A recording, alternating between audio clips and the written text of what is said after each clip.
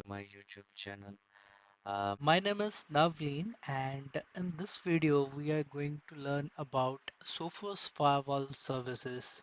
So, we will learn about various kind of services that are being running in the background of the firewall and how can we use those services to troubleshoot the issue. So, in this video, we will go through all the services which have different status, like some of the services are in the running state, some have unregistered, some are in the untouched state. Apart from that, there are additional services which may be in the stopped or in the dead state depending upon the firewall's performance or situation. So without wasting any time, let me redirect you to the firewall. So I have deployed my firewall in the VMware environment and its IP address is 192.168.13.2 and this 4444 is the web console port where its GUI is deployed. So to check the services section, we will have to open the firewall using the console access, and here I'm just logging to the firewall using putty application. So this is my firewall which I have already saved its settings. Okay, so let me define the default username as an admin and then the password. All right, so here we have logged into the firewall using the CLI. And once you are in the CLI, here you will get the option of the main menu under which you will get different options. So to check the services status, we need to be in the advanced shell, and for that we will have to select the option 5, which is device management.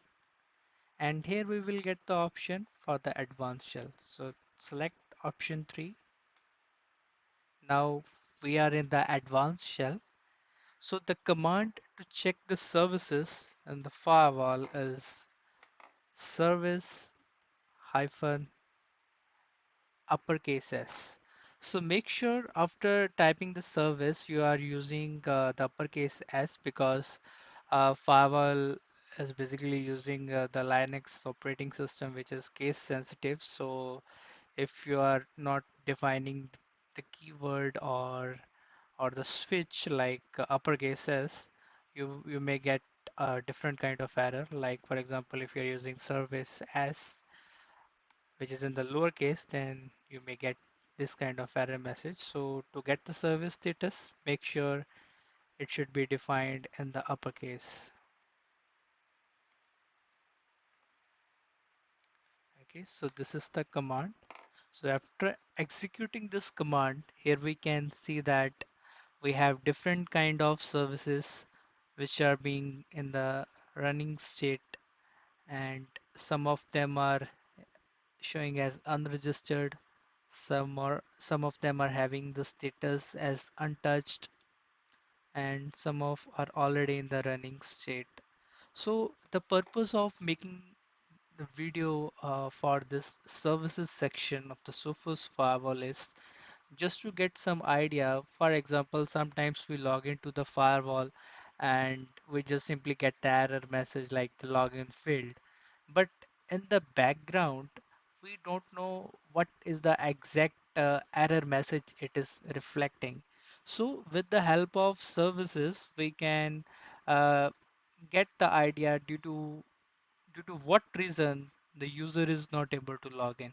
So in this video, I'm just going to take an example for one of the services, that is Access Server Service. Let me show you.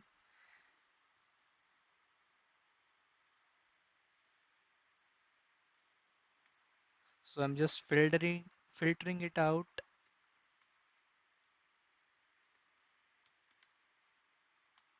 Okay, so this Access Server Service is having the status as running.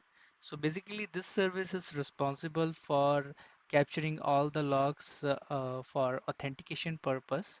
So in this video, I will show you what the error message are we getting if we uh, try to log in using the GUI, and what are we getting using the CLI once we will put the service in the debug mode. So make sure whenever you are troubleshooting any issue, for example, in this case, we are just checking the authentication issue.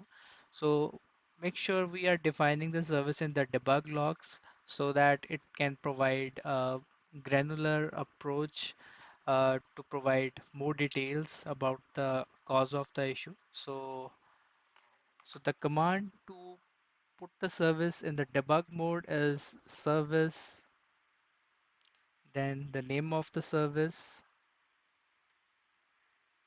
and here we will define its status as debug minus ds no sync. So after the execution of this command, we receive the status code 200 as OK. So it means the command has been executed successfully. So we can use the same command again, like which we used earlier to confirm the status service-s grep access server. So this time you can see that addition to this running status, we have another status message that is in the debug mode. So it clearly indicates that our access server service is running in the debug mode. So now we can start our troubleshooting. So here I have a firewall which is having the IP address 13.2, and I'm just going to access the VPN portal on this firewall.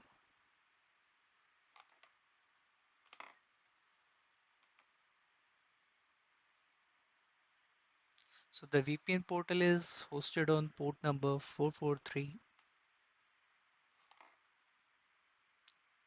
Okay, so first we will try to enter the invalid credentials, and before that let me start capturing the logs for this access server. So there is one more thing. For this particular service, there is a specific log file which is available in the log directory, and its name is access underscore server dot log. So this file will capture all the logs, and we will get the messages once we will uh, produce the issue for with the invalid user credentials. Okay, now I have executed this command. So here you can see that all the messages that we are receiving here in the debug mode, but we are not getting any message regarding the authentication. So here we will use the credentials with incorrect password. Okay, so I'm just randomly typing any random letters. So then log. Okay, so after providing the incorrect password in the GUI, we just only got the message the login failed, right? But in the background, we got huge information. So the message that we have received here is that the admin user authentication failed from this IP. So it indicates like the request came from this 13.1 IP that belongs to my machine, and due to invalid username and password, the user authentication was failed. So similarly, I will run the access server.log command again just to show you how it will show the logs with the correct credentials.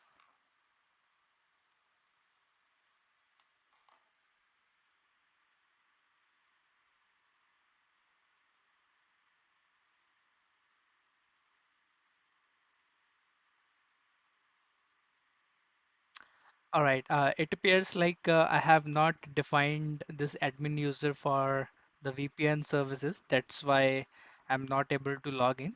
But I hope you have got the idea like what to check in the services section for which you have enabled the debug logs. So basically, this will give you a granular detail about the messages that you are looking for, and with the help of which you can also get some idea due to what reason you are getting those message, and based on that you can take the appropriate action. And one last important point is, once you have completed your troubleshooting, make sure you have disabled the debug for the services for which you have enabled. For example, in this case, we have put the access server service in the debug mode. So after completing this troubleshooting, we will disable this one. So the same command we will use to disable this. But before that, you can confirm the status. What is the current state of access server service?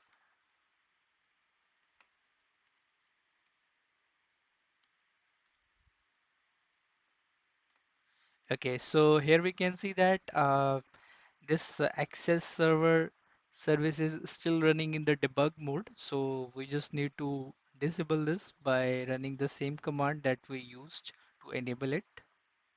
And that command is access server.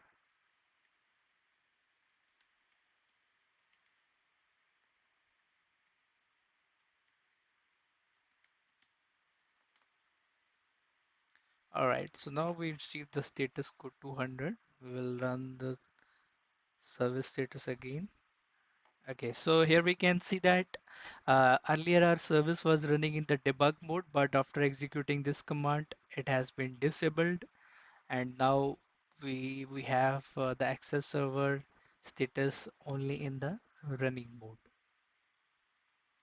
I hope you found this video helpful and got the idea like how to troubleshooting based on the services that we are having in the firewall, and how to define them in the debug mode to get more details of the logs.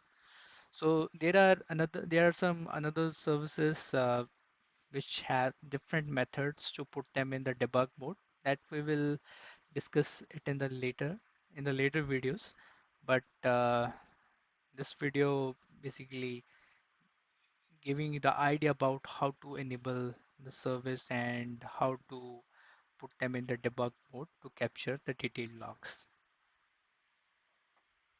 All right, so if you found this video helpful, just hit the like button, and don't forget to subscribe. And if you want to get more videos, or if you have any doubt regarding this video, just drop a comment, so I will answer all of your queries. And thank you again for your time. Take care. Goodbye.